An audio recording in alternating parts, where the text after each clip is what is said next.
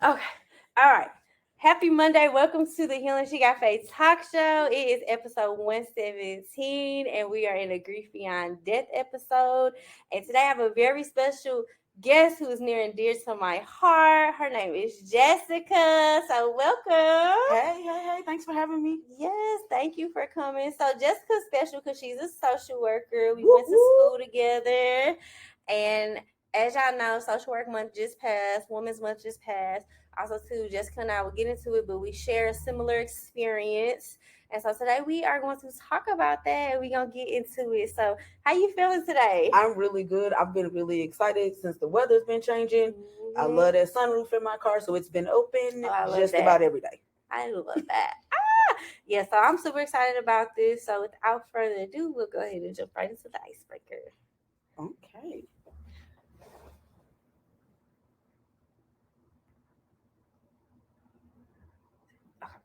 All right, and welcome to episode 117's Icebreaker. And so for today, we have the Butterfly Affirmation deck by Alana Fairchild. And so we've been using this deck because it's a butterfly. It's about change. I feel like 2024 has been about change. Man, has a lot been changing for you? Yes, and it's actually crazy that it's butterfly cards. The day my dad passed, a butterfly just sat in the driveway. And it for 30 minutes until my sister came back home, until my mama was able to come outside, until all three of us saw it, it sat there. Whoa.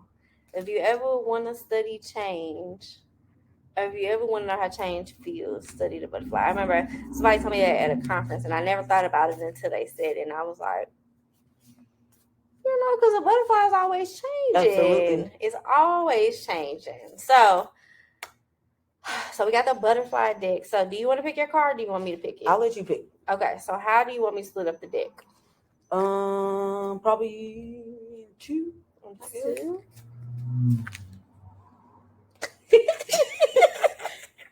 Should we gonna let fate decide at this point?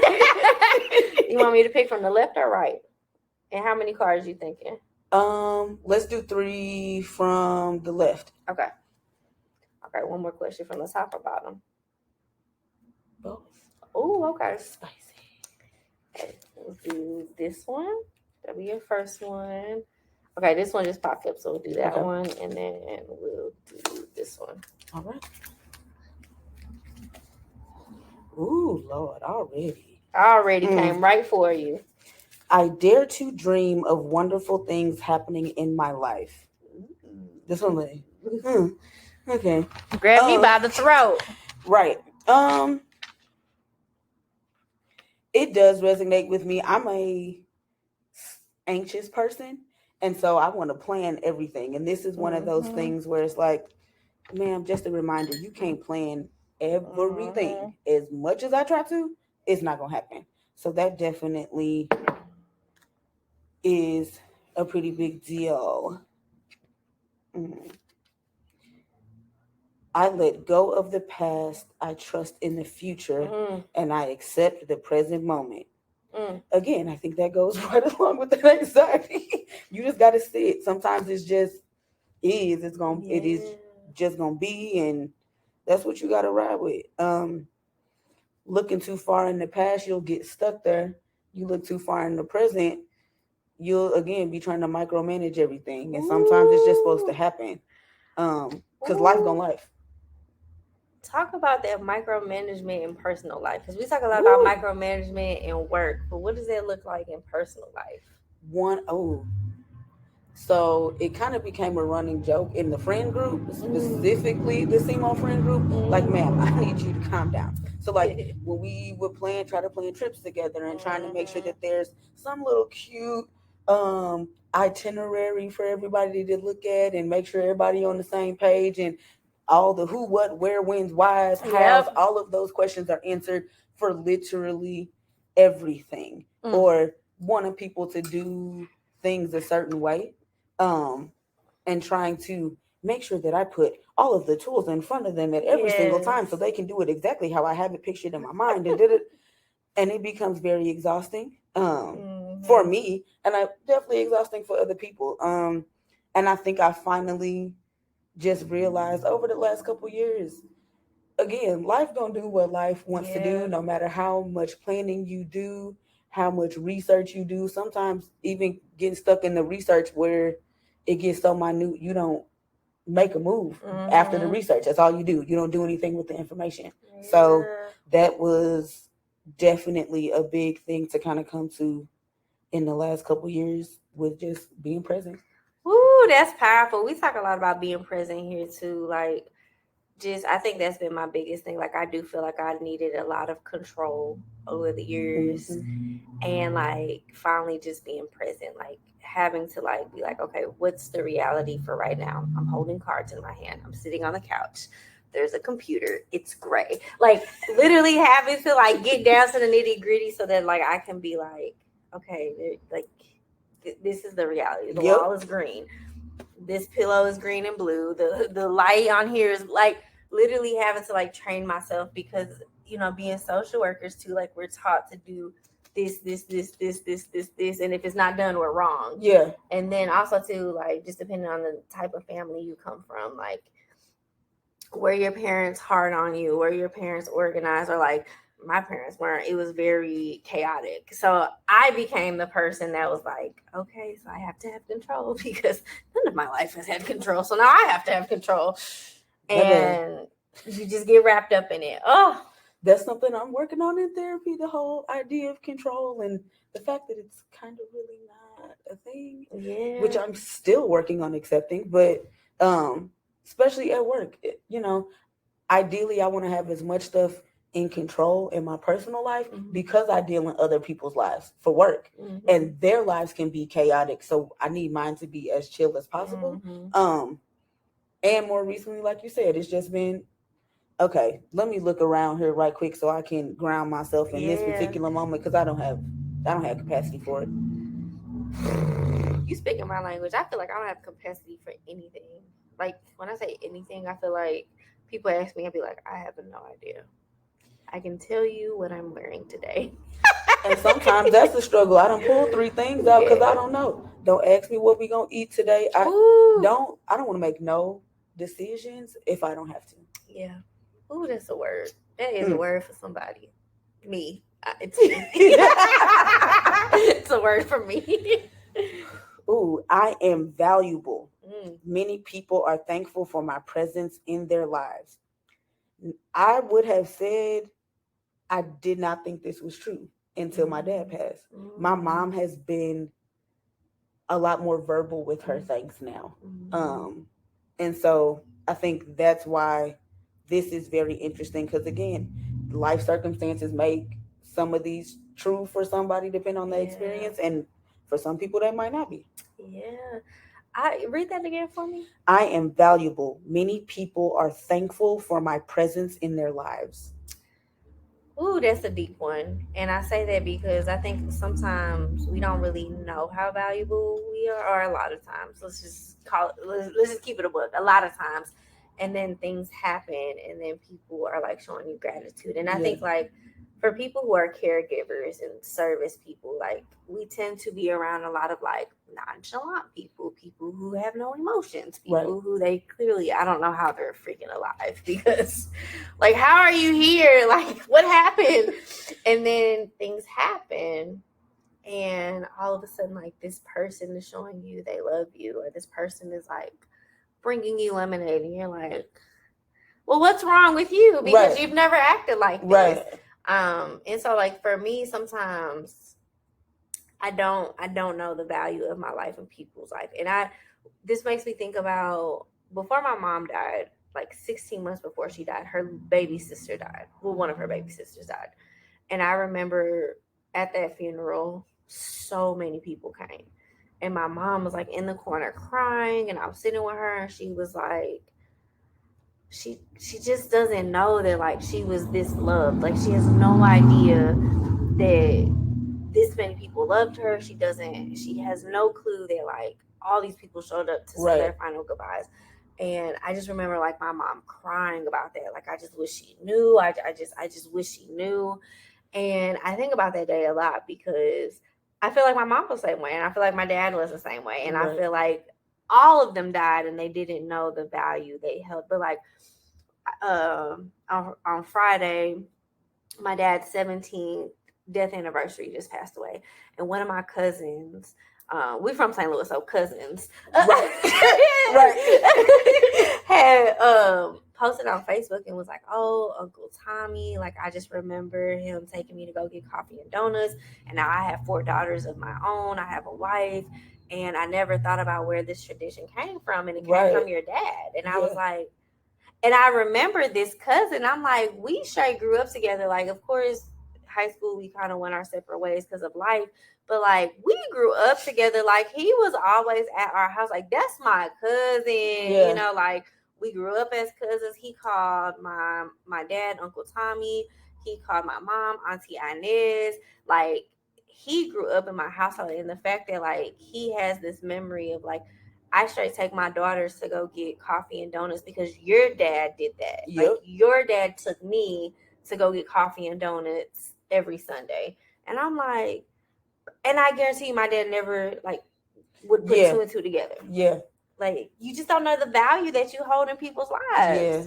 Which is so crazy. We get so caught up on where we stand in their lives. I don't think we ever look at how much we mean to them. That's come up quite a bit again recently too, just getting older, especially hitting 30. Like, you had to reevaluate the friendships at 30. Tell me about it. And learn that they have different purposes and that it's okay to move people around and move people down the list a little bit and to a different list. Just add me next time. I mean, but again, if we are going through, what I have really enjoyed the most, though, I think, is that we all really having the same thoughts and we're all having the same feelings, and we're getting to positions like this where we can talk about it. So we be like, I'm not tripping. We actually feel like that, as in we, like, it's multiple a unit. Like, right? We feel like that. That's something I talk about it all the time, about like things transition, people don't work out, and that could be job, relationship, friends, family. Like, we will evolve, and this year really challenged me with that. Like, some of my closest people in my life, we literally just grew out of each other's lives. And this is the first time in my life where I realized there's no beef. We really just grew out, and it hurts. Like, not to say that it has to be bad. I mean, there's some relationships that it definitely probably is some beef, whether we speak on it or not. But there's other relationships, like, we literally just grew out of each other. And this is the first time in my life this year where I'm like, I'm okay with that. Like, it hurts. In like some of the friendships, I'm like, dang, like, she really don't call me no more. That's crazy. We was just planning a trip together, and now we don't even talk. Like, and like you said, it's not we don't have no beef or anything. And I think, to be honest, that made it hurt even more because I couldn't put my finger on what it was. Yeah. So it was just one of them things. Again, life get the life in, you know. And they say everything and everybody ain't for ever and always. It's for a season. Yeah. That season is tough, boy. That season is tough, especially like when you had a good relationship with somebody and you like, I was like this, and then it just ends. And you're right, like, I almost want beef because at least I know. Right. Then I can know why I'm sitting here confused and mad and upset and all of these feelings. But when we can't have that conversation because it really wasn't a conversation to be had, it's like, okay. It literally was like, that phone call was literally just the last phone call. Like, we hung up and it's been 90 days. Like, and it'd be wild. It take you a minute to be like, well, wait a minute, I ain't heard from so-and-so. How long has it been? But to know that they used to be so integral in your life and you done went them 90 days and not even really thought about the fact that you hadn't talked to them, maybe. Yeah. It's wild. Yeah. Ooh, that's a grief. It is. That's grief. It is. It really, really is. Because you be like, dang, like, I miss my friend, but like, when was the last time we actually talked? And then now you looking through your phone log and your text messages and you like, I had one friend, I went on Instagram, Facebook, the text messages, and FaceTime, and I was like, we really haven't spoke since last October on my birthday. Like, what happened? What happened from my birthday to now that I ain't heard from you, you Yeah. know? And my thing that I'm struggling with right now is like calling people and text people and just not getting an answer. And so I have an issue with ghosting. Girl. I don't know if anybody else has this issue. Girl. But I have an issue with like people just not speaking to me. Like even if it's like, hey, I'm going through something, just let me do my thing. But like literally so much of my life has been like people just stop talking to me. And I'm like, why you just can't tell me you need a break? Right. That's so annoying. Just communicate. We are adults, unfortunately, sometimes. So we have to adult. That's part of adulting. Just tell me you need a minute. Just tell me, please. I play with my mom about that all the time. She like if she wants me to get her some more water, she'll just hand me the cup. And I'm like, no, thank you. I have two. No. Right. No, but for real. Like, we're going to use our big girl words. Like, it's okay for you to just ask a question. Ask for what it is that you need. And so, but sometimes there ain't no more asking to be done. Yeah. That's a word for somebody. Well, my first card says I am strong enough to face every issue in my life with courage and trust. Okay. That's literally my first card. I am strong enough to face every issue in my life with courage and trust. I guess if you want to say that, like I'm not buying it.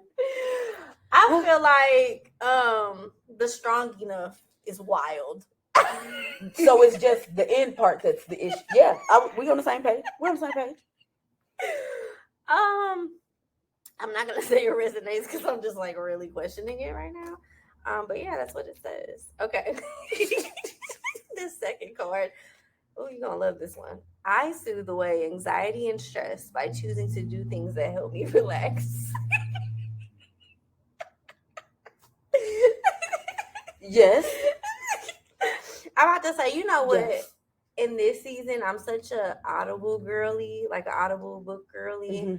And it really does help me like focus. Like, so I think on this podcast, we're 117 episodes in, and at this point, we know I'm single as a dollar, not a man in sight. So nobody want me. Like, she says single as a dollar, honey. Lord. And what really helps me relax is I've been listening to these romance books, like stuff by Kennedy Ryan, Alexandria House, Tia Williams. Mm-hmm. Right. I just read The Perfect Find, so now I'm watching The Perfect Find on Netflix. Okay. And them characters just got to be my man right now. Like, you spend more time with them. I spend more time with the audio girlies, like, you know. So yeah, reading relaxes me. But yeah, you know what? I'm learning. I'm in this season of learning what soothes me, because I feel like for so long I've been in survival mode, and so like I finally hit a season where I'm like, I'm actually calm. And I just read something on Instagram where it said, I'm not bored, I'm just finally at peace. Girl, I seen that yesterday. Did you see that? I said, ooh. Again, just drag me for the filth that just add me. Just add me. But that's definitely a thing. The issue, I think, for me, I realize I've been doing that like in not the best ways. I've been soothing myself, but I moved back in with my parents because my dad was sick. Yep. So taking care of him. Then my mama fell and hurt herself in a boot. So I was taking care of both of them while still having a full-time job. Mm-hmm. So coping became eating and drinking what and whenever I wanted to. Yeah. And so I've realized that I'm trying to get that back under control, and it's still a work in progress. Yeah. When my mom died, eating, I blew up like a balloon. Like, just to be quite frank, I probably gained over 150 pounds when my mom died. Mm-hmm. I mean, just literally a balloon. And I didn't know how to cope. I didn't know what that was. I really didn't know. And that was like the first realization where I was like, I really have a lot to learn. Like, there's so much to learn in this process. Yeah. And it's frustrating. It is so frustrating because we just don't know. Like, most of us are taught, especially in like our generation, we're taught to survive. You keep going. Yep. The person who stays up the longest is the winner. And the whole time we're just like unaliving ourselves. Everybody is barely staying afloat. Yeah. Oh, Jesus. Okay. This last part. I am thankful for many things, and my gratitude attracts abundance into my life. This is a work in progress, just to be completely honest with you. This has just been one of those things where I am learning to be thankful, and the attracting abundance is something I'm working on believing. I'm not going to say I'm 100% there, but I'm working on believing it. To be 100% honest, I really just learned how to practice gratitude like within the last couple of years. Right. That has been something I have struggled with. Like, when people be like, you gotta show gratitude to feel better, and I'll be like, yeah, whatever. Like, nah, but for real. Like, yeah, okay, Gandhi. Like, like, okay. But now, like, really just being gratitude. But it started with like what we were talking about at the beginning of the show. Like, okay, what's real? I'm in a building. The walls are green. Like, literally having to start from ground zero. And I feel like a lot of us, we get scared to start from ground zero. Okay. Yeah, that's the thing. Yeah. Woo, the icebreaker is good. I can't wait till the topic. Did you read all of yours? Uh-huh. Oh, you did? Okay. So, like, I definitely still struggle with even being thankful. I think, like you said, because we're looking for it to be big all the time, when sometimes it's just, I was able to put some gas in my car today. Whew. It ain't always got to be somebody thought about me and they threw me a birthday party and it was you know. I went viral on Instagram, you know, like just something silly like that. Like, literally, it could just be. I'll give an example. Like, when you put in when you filled out the form to be on a podcast, and I was like, oh, I like that. I feel grateful for that. I'm honored that like you would want to be on here. Like, and I think sometimes I take that for granted. Like, because the guest before you, I didn't even know her, but a friend from my high school, the high school I graduated from, was like, oh, go be on this podcast. And I'm like, I think I have to start being grateful about this. Like, not think, but like, this should be something that I should be grateful for. And so, like, even in that, like, learning, like, oh, this is an honor. And it just took me a while to get there, and like not being scared of that. Like, hey, Lisa, you're relearning. You're unlearning and relearning. Because everything that you have thought that you just knew and was like so Bible and written in stone, life gonna tell you, okay, yeah, that was 5 years ago that was written in stone. We gonna have to amend or completely get rid of this and add something else. And too bad it don't come with a handbook. Too bad it don't come with a handbook. Oh my goodness. Too bad it don't. That's a word. That's gonna be our affirmation. Too bad it don't come with a handbook. Look, we gotta turn that into the affirmation. Look, okay, I'll put my brain on it. Make it fly with me. I like that. See, this is why I love that you're here, because we're just on the same page. All right, y'all. That was our icebreaker. We will go ahead and move into the topic of the day. So good. I loved it. I'm over here just I'm like, when you get it, you get it. The girls that get it, get it. And sometimes that's really all you be needing. It's just for somebody else to get it. Yeah. Like that. All right, let's go into the topic of the day. All right, welcome to episode 117's topic of the day.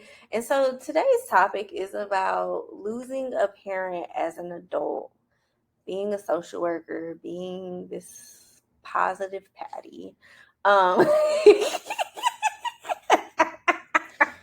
That face. So before we start the topic of the day, the question that we always ask to our guests is, can you describe a time that you grieved and got through it? Of course, there have been plenty.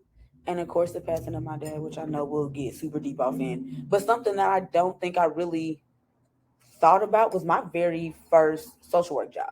Yeah. Ooh, speak on it. So I worked at Children's Division as an investigator. I feel like I remember that. Man, and I felt like a superwoman. I had the S on my chest. I was gonna save all the babies, and wasn't nobody gonna be able to tell me different. Yep. And got there and realized, man, we don't do that here. Man, we don't do that here. Man, we don't do that here. I was like, okay. It totally deflated me. Especially still being like fresh out of social work school. I just knew I was gonna make such a big impact and that these kids needed me and all of the things. And as an investigator, I got 30 days to get in, gather information, and get out. And that's it. So I have no idea what would happen next. So I had to, all of that learning about rapport building and getting to know people that we get in school, I had to kind of grieve that because I didn't have the opportunity to do that. And then we were short staffed, so it was all about numbers, and you can't have too many cases open at one time. You got to get them off your caseload, close them out, all of the things. And so that was very eye-opening to me because I also had to realize I got so stressed. My doctor had to prescribe me a week off of work in my first job. You are speaking to my soul. Because why? So by the time this episode comes out, I'll be done with the job so I can speak on it. Wow. Because why did 3 weeks ago I go to the doctor? Things had kind of been like, I started to notice my body was being different. And let me tell everybody, this was the healthiest I had been. I had lost some weight. Yeah. I'm diabetic, type 2 diabetes. My blood sugars were perfect. Everything, every health issue I've ever had an issue with, I mean, perfect. I had perfect scores. Never had that. About 3 weeks ago, I go to a doctor. It was my 3-month checkup. Because if you don't know, when you're diabetic, you go every 3 months to get your blood checked out. That's good to know because I'm pre-diabetic. Whew, stay that way. Because I started off as pre-diabetic. But because I've been so healthy, I'm kind of reversing back to be pre-diabetic. But man, we can have a whole episode about that. Right. But so probably in February, I started to notice that I wasn't feeling too good. I was starting to have headaches. I feel like I was having migraines. I've never struggled with migraines. A shout out to the people who have chronic migraines because I don't know how. So I was in chronic pain probably for like 2 months at this point.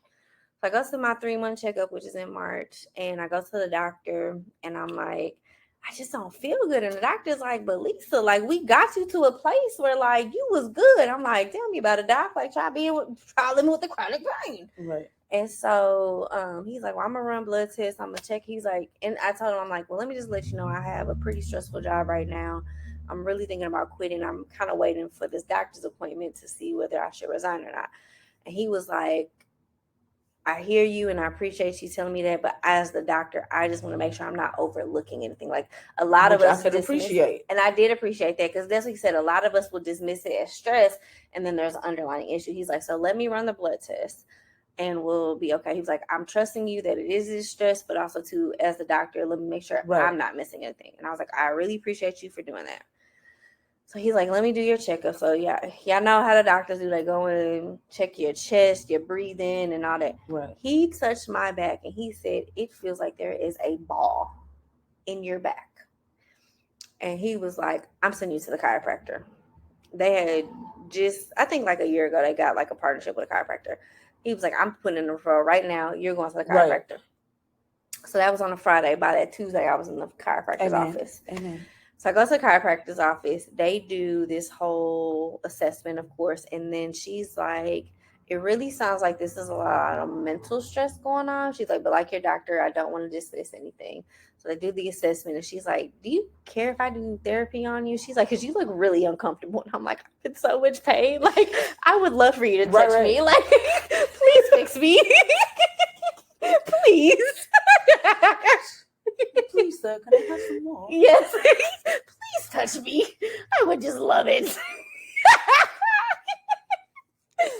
So I did that, and then after that doctor's appointment, I told my direct supervisor, "Hey, I'm gonna resign," and I feel great, but I'm still gonna go to the doctor and the chiropractor. Right. But the chiropractor was saying, like, I wonder how much is gonna change after you actually resign. But to your point, having a job so stressful that your doctors have to come in and almost like, hey, she can't work.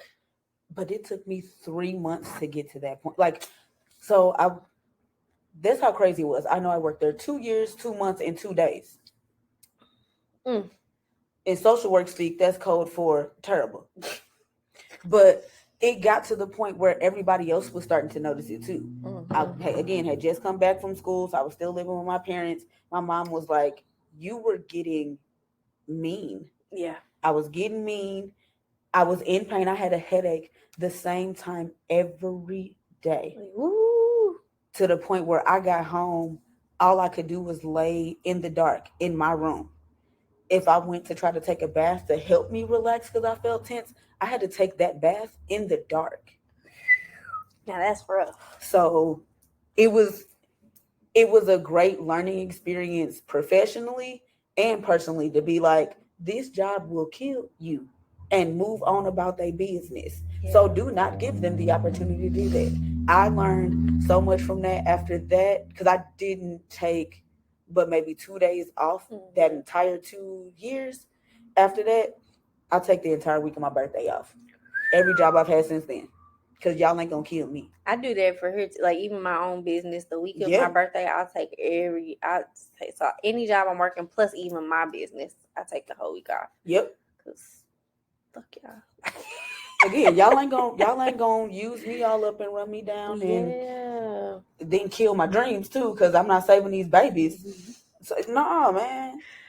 That's so wild that like off camera you was like, sometimes we just need to hear that it isn't us. And so like being in this season and experiencing that, like that's so refreshing to hear that it isn't just me. Like it really was that position that was taking me through the ringer. Because then we trick ourselves or gaslight ourselves into being like, you could do it, you fine, you're not really in pain, you don't really have these headaches, you doing too much.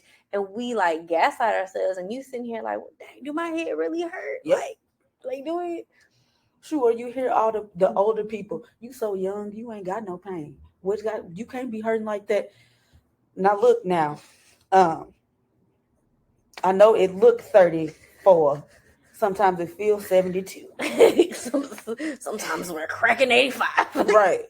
So we tend to hear, especially again, millennials, we tend to grow up with boomers who just work. They'll work the same job 30, 40 years, retire from that mug and be cool. Yeah. And so I think we hear them too, like just put your head down and keep going. Just put your head down, keep going. And it worked for them, and we in a different day and age, and so it's not working for us. And I think that's the thing too, like when we talk about evolving, it worked for y'all because it had to, but then we came along and that type of lifestyle don't fit us because we evolved as humans. We just evolved. Like we're the generation that we were like, yeah, fuck that shit, we gonna work hard and we're gonna deal with these feelings. Correct. And we're gonna freaking sleep. Y'all are not gonna take that from us. Baby. If I could have nap time at work, that has been a running joke at just about every job that I've had. The moment I could take a break and close my eyes at work, I'm going to take a nap. Oh yeah, we're gonna be cool. We gonna be lit. We is definitely gonna be lit. Stop playing with us. Like, cause that was me. I used my very first professional job out of school. I used to go in my car and take a nap.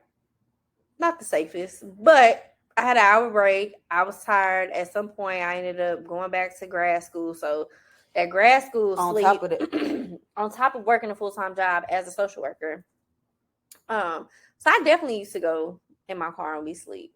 Like, and people be like, that's not safe. Listen, if I don't get this nap in, louder for the people in the back. The work, the school, the practicum, none of y'all are gonna be alive. I need this nap. let me sleep. When I keep kids, they're always like, "You get them to take a nap." Little baby has to take a nap, so I can take a nap, so I can bring them back to you in one piece. Because I don't want to end up on snaps at all. At all. That is not the vision nor the revelation. I don't want to do that. I do not want to end up on snapped. Oh my Not goodness. Okay. So let's fast forward a little bit. So you're a professional and you lose your parent. What did that look like? It was very interesting. It was an out of body experience for sure. Say that. Especially because my dad had dementia. Okay. Apparently, my sister knows all the numbers, but apparently for 7 years. And so it was just August of 22, I moved back home. Okay. So it was a little difficult because I couldn't social work myself out of it because it was in my face every day. And you like, dang, this is how my clients be feeling. I be over here trying to tell them to get up. Right. And even, I think still, I did the best that I could. I definitely feel like I have no guilt. You know how when people pass, sometimes people feel guilty because they didn't do enough. That ain't me, player. I that part I don't have. Yeah. I did everything that I knew how to do for my daddy. I don't know if I necessarily did all of the emotional stuff because there was so much physical stuff. Like, you know, I'm definitely a checklist person. So I was getting those things done. Dinner, shower, bed, laundry, all of those things. I think that kept me from being able to maybe deal with some of the emotional stuff. But even at that, I started going to therapy in 2020, right before the pandemic started, actually. And I told my therapist then, I said, I don't think my dad is going to see me get married. That's One, rough. because he was sick. Two, because these men. Anywho, that's a whole nother episode. I think we're gonna bring you back for a part 2. That's fine. Because I feel like that needs to be a whole conversation. Man, I got stories and experiences. But I mentioned that in 2020, and I was okay with that fact because I had just started realizing that was the truth. That just was what it was. And the week my dad went into the hospital, I think I heard Rotimi's "I Do" for the first time. Whoa. And he said, "Daddy gonna be proud of you." I'm driving to the hospital. Crying. I don't know how I made it because it was immediate tears. And I was like, but I've known that. Yeah. I've known that for a very long time. So why is this coming up now? And I guess it was just the gut punch to be like, you said it, it's coming to fruition. Yeah. It's like when you're in a bad relationship and you know it's going to end, right?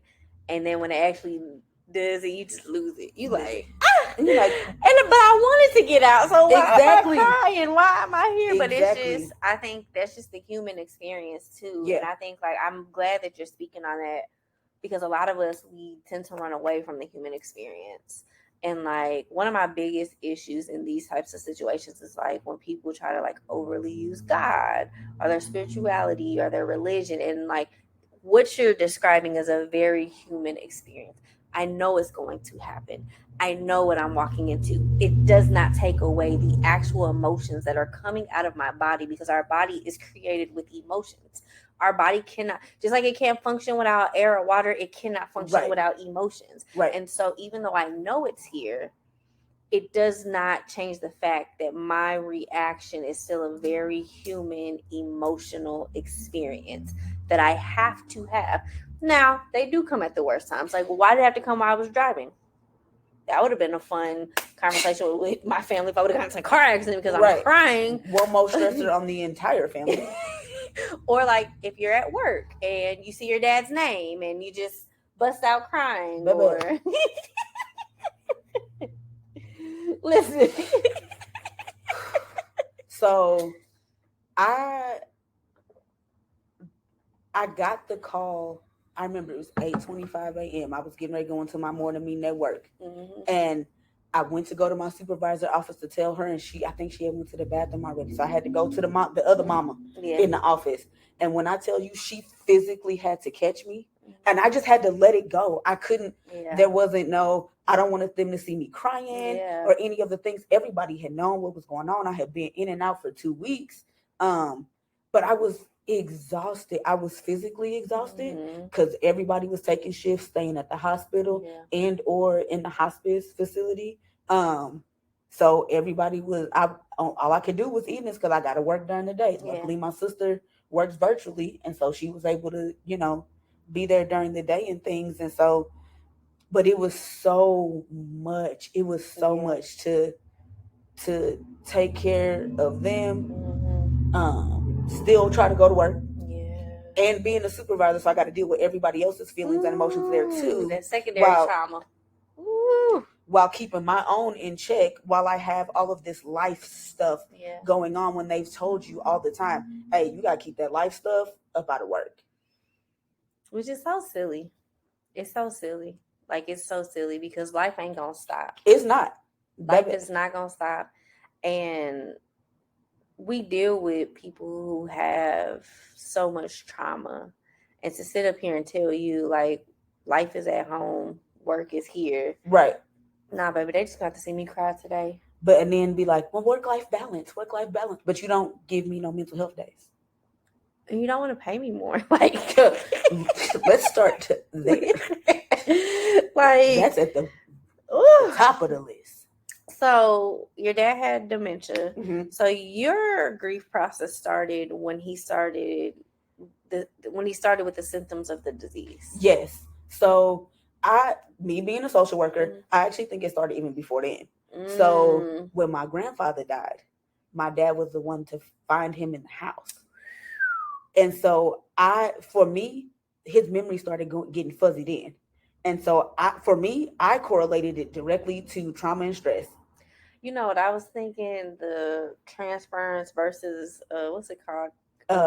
Transference versus, is it transference? Countertransference. I'm like, it's a C word. Yeah. That when he said that, that's what came to mind. Transference versus countertransference.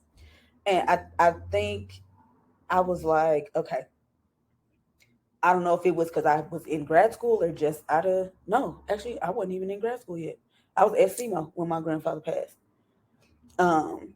And I just put the two together, and I wanted him to see somebody. I wanted him to talk to somebody, because my grandmother also had dementia. And so then I think my dad finding my grandpa, and then also having to be the oldest sibling, and having to start being the one to care for his mom. I think all of those things kind of started the symptoms to me. But it's really weird to say this. I think sometimes though that the fact that he had dementia and I had the slow decline initially helped me prepare. So it wasn't a sudden kind of thing. So I could kind of every now and then, deal with the, okay, this is now changed. This is changed. Because I struggled because my dad, very quick-witted, very smart dude, got into MIT, like that smart, numbers and engineering and all the stuff that I'm not good at, that I did not inherit from him.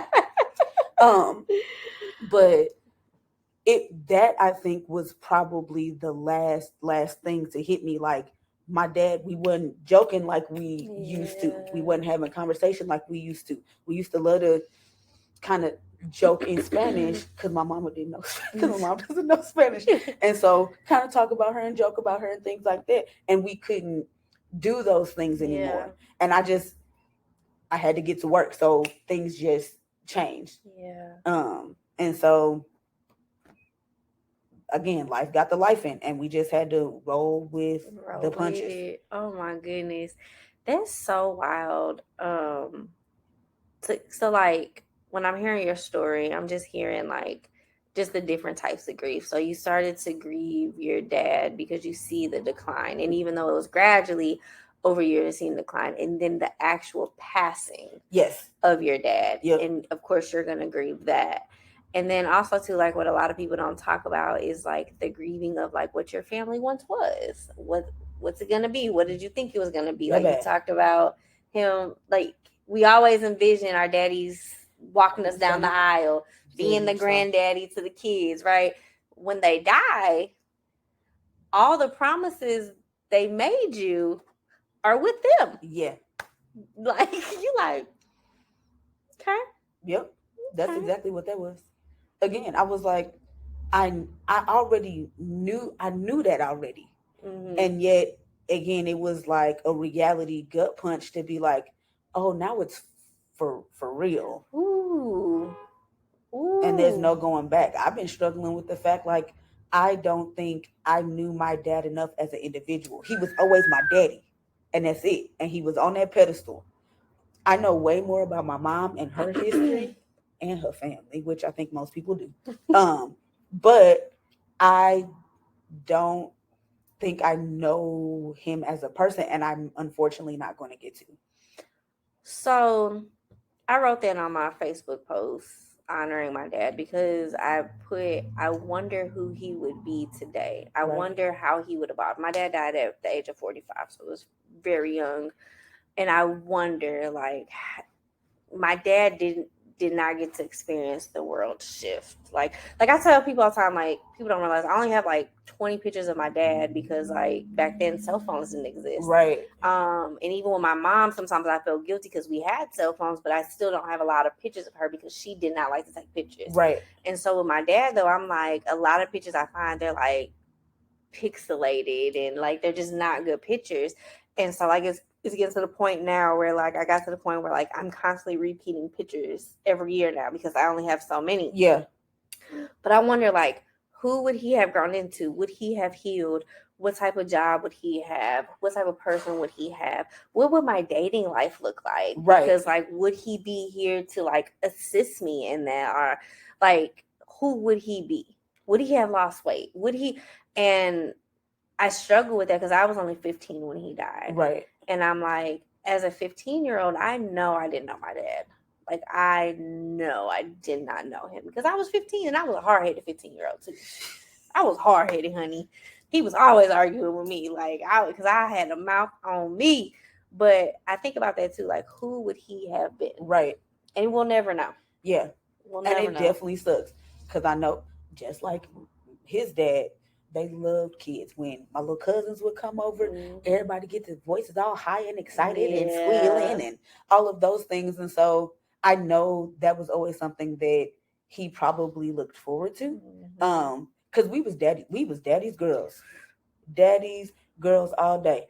I actually remember your sister being at SEMO and us talking about your dad a lot. Like, I actually, like, have vivid memories of, like, talking about your dad to your sister. Which is crazy. Yeah. Because they used to get into it the most. She used to tell me that. Because she had a mouth on her. And my daddy was like, hey, calm all that down, player. I remember her telling me that. Like, I remember her being like, we don't have the best relationship, but, like, I'm a daddy's girl at heart. Still. Yeah. Still.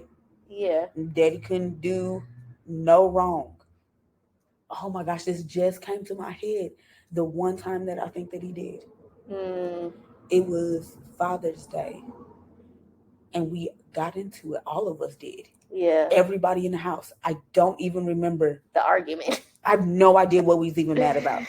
But I do know my daddy gave everybody their cards and their Father's Day cards and gifts back. Oh my God. Heart shattered. I was like, well, what am I supposed to do with this? That's so rude, Dad. Why would you do that? But at the same time, I know, again, my parents are boomers. Yeah. And we not talking about no feelings. We're not going to talk about no feelings. Oh, yeah. So that was very hard being a super emotional girl, then becoming a social worker and realizing how big of a deal it is to talk about your feelings. Yeah. And he still was never for it. His line name is Nonchalant because he been so chill. Really? Yes. See, I got a legacy. Yes. I and love my uncle too. So my dad and his younger brother, and then me and my sister. I never realized I was legacy. Mm-hmm. And you brought the Zeta line back. She did. Oh, she did. She did. Okay. Mm-hmm. So I went grad, and then she brought undergrad back. And we were able to keep it a secret from him the entire time. How? I don't know, because my mama can't hold water. But I think she saw how excited he got when he finally found out that I was coming through, that she decided, no, I'm gonna sit and hold this. Yeah. And so the grad chapter had an event. They came down for the event, and it just happened to be on the day of their probate. So I was like, y'all might as well just stay. It's gonna be his day of probate. Blah blah blah blah. And that's how he found out. He was looking, and we were across the crowd from each other. And he I was just got like, chills. So he got to see her. he got to see her, and he looked at me. I was like, I wasn't supposed to say nothing. I'm not gonna say nothing. But then I was like, look at number two. And Yeah. he was like, okay. So he didn't ask like, hey, where's your sister at? Like he didn't even think about it. Nope. Because we were so busy. He low key, I think he was ready to go because we had been there all day. They came down that morning, and he was ready to hop back on 55. But I was like, I might as well stay. Yeah. He was like, well, then we're gonna have to get a room because your mama don't like to ride in the dark. It was a whole thing. But he was like, I can't stand y'all. That's such a precious memory, though. That is such a precious memory. Like, I'm getting excited. Listen, I got two. I have to show you the picture. All teeth. Oh my every single God. one. That is such a beautiful memory. Like, seriously. Like, just to even have that memory, like, for the rest of your life. Yep. Like, that is such... The one memory I have with my dad is, like, him taking me to my first rap concert, which is The Roots. And I just... Okay. Yes, I remember he was, like, the only white man up there, and he was just cheesing because I was DJing at the time. And I remember, like, I was in this little music group, and my DJ teacher was there. It was 3 DJ teachers, and I just remember him being like, hey, Lisa's here. She's walking around. She's doing what the teacher said. And he's, like, going up to the vendors, and he's just laughing. He's just in their face just laughing. I know he got coffee breath. He just, like, I know.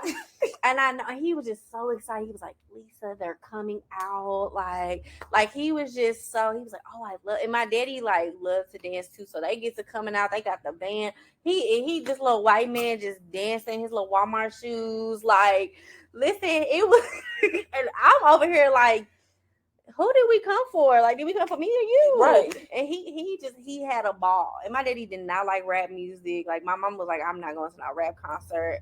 And this was like in St. Louis when they used to have like a whole bunch of rap, like free rap concerts and stuff like that. And he just had a ball. He was just so happy. He was happy for me. He was like, that's going to be my daughter on stage DJing. And like when I say he was in everybody's face, like he just was like, that's my daughter. We're here because she does music. And we like, the class, we like. It's one of the moments he'd be like, I don't really know him. But I just like those memories are just so precious to hold and to like even remember those feelings. Like he was mad, he was ready to go, and then he just cheating because he realized his baby girl. Oh man, that's so beautiful. And it's so many things. I am so lucky to have had a dad that was super present, more than active. Dance dad, choir dad, band dad. All the dads that you could pop. We was in some of everything. I was telling somebody the other day. I was in Annie in high school, and I was one of the orphans. And so they had made these little beds. We laying in the bed. My very first scene, I sit up, and I'm supposed to look raggedy, so my hair looks extremely raggedy, and so that became the joke. So if I, my bed head in the morning on the weekends, my daddy was like, look, you done did that orphan hair for me. Just for me, huh? And that became the joke. Like it was always something like that. Oh my goodness. I love this. What would be some advice that you would give to like adults who are grieving their loss of their parents? Like specifically adults. Like what is something that you would like give them advice? Like would it be remembering these memories? Because I know we could say that, like, oh, just remember the good times, but like, what would you say to them?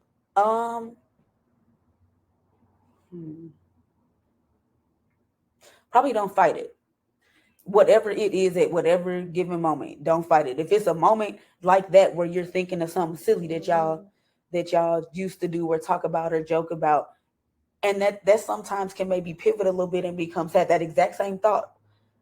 And it's not going to stay sad because it was something that was fun. So just go with it. Ride whatever wave is going to be, the harder you try to fight it, Yeah. the harder the entire experience is going to be. Ooh, absolutely. Absolutely. I would say the same thing. I feel your feels, whatever it is. I don't care if it's been 17 years, a year, 17 days, 2 days. Feel your feelings and don't let anybody tell you how you're supposed to feel. Like, don't. Grief is not easy. It's not linear. Like, I know we have the stages of grief. If you listen to this podcast, I don't necessarily believe in the stages of grief. I believe in they can be a foundation, but I don't believe in the actual. Actually, I believe you experienced the stages of grief because, so like Elizabeth Kubler-Ross, she created the stages of grief, but she created for the person who was dying. Yes. So in your case, you probably did actually. I think I did experience each stage because you had that timeline. Yep. And so, like, for somebody like you, it definitely would apply. I'd agree. And I like you said, I know a lot of people in the social work world now are like, is it a thing or is it not?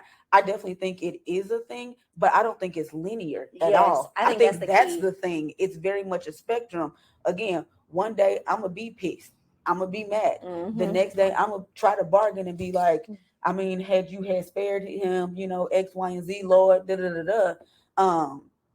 and I think that has been probably one of the most freeing things, to realize that I don't gotta do it no kind of way, but the way that I gotta do it, and there's no check. I can't check mark this off, which was probably one of the hardest things to really deal with. Yes, I couldn't do no list. No list was gonna bring him back. Yeah. So that's deep. That's deep. That's really deep, and I'm really glad we talked about that, because I think that's what I be trying to say to folks. Like, they do exist, but I think that's why I say it's a foundation. It's not necessarily, well, you got to go through the anger first, then you go to depression, then you go.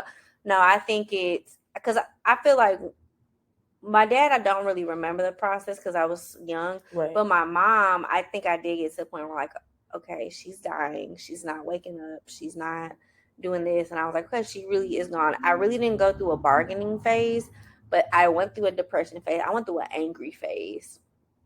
And so, like, I can definitely see it, but it was not linear. Yeah. And it was definitely up and down for years. And so I think, like, if you are grieving, just give yourself grace for that. Absolutely. Like, just give yourself grace. So, oh, this is so good. You definitely gonna come back. I already got ideas on top of ideas. Yes, on top of ideas. You definitely gonna come back. Okay, so we're gonna end on our affirmation that we gotta figure out. I don't know what I said in real life. That there is no handbook. There is no handbook. Yeah, my theme for the last probably about 2 years is just that life be lifing. Life be lifing, and we gotta take the ride. Okay, that's gonna be okay. Okay, we're gonna hop into. I'm actually gonna leave that in the show. We're gonna hop into our affirmation because that was actually really good. Okay. That was actually really good. Okay, life be life, and we just gotta cruise on through. Oh no, life be life, and I'm cruising on through. Mm-hmm. Okay. Welcome back to episode 117's affirmation. Our affirmation for the next week is life be lifing, and we're just cruising on through. Yep. And that is courtesy of Jessica. Okay, so you say it. Let them hear it from your voice. Hey, life be lifing, and I'm just cruising on through. I love that. So say that to yourself Monday to Monday, and we will catch you next week. And y'all tune in because we might have a part 3, 4, 5, 6, 7. Like, so tune in. Thank you for coming on the show. I appreciate you. Thank you. I usually say you welcome back anytime, but we're gonna schedule before you leave today. So you. I appreciate a good schedule. All right, y'all. We will catch you next Monday.